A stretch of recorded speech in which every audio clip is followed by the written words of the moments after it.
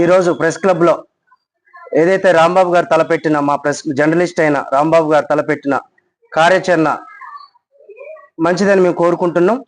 ఎందుకంటే 323 మంది జర్నలిస్టుల ఇళ్ల స్థలాల యొక్క లక్ష్యం, వాళ్ళ కోరిక నెరవేరాలని తను ఒక పట్టుదలతో ఈరోజు రీలే నిరాదీక్షకు కూర్చోవడం జరిగింది.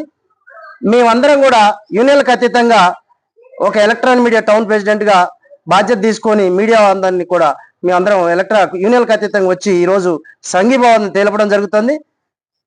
ఏదైతే 323 మంది జర్నలిస్టులకి ఈ కోరిక ఇళ్ల స్థలాల కోరిక ఏదైతే ఉన్నదో అది తక్షణమే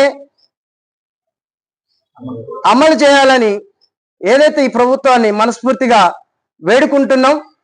దీన్ని ప్రభుత్వం ఎమ్మటే మా కోరికని మన్నించి ఏదైతే ఈ జర్నలిస్ట్ ఇళ్ల స్థలాల విషయంలో ఎప్పుడైతే ఇంతకుముందు 23 ఎకరాల ఏదైతే భూమి కేటాయించడం జరిగిందో గత ప్రభుత్వం, ఈ ప్రభుత్వం కూడా హామీ ఇవ్వడం జరిగింది. కాబట్టి ఈ కోరికని, ఈ జర్నలిస్ట్ యొక్క ఇళ్ల స్థలాల్ని తక్షణమే పరిష్కరించాలని మా టౌన్ రిపోర్ట్ల యొక్క మనవి.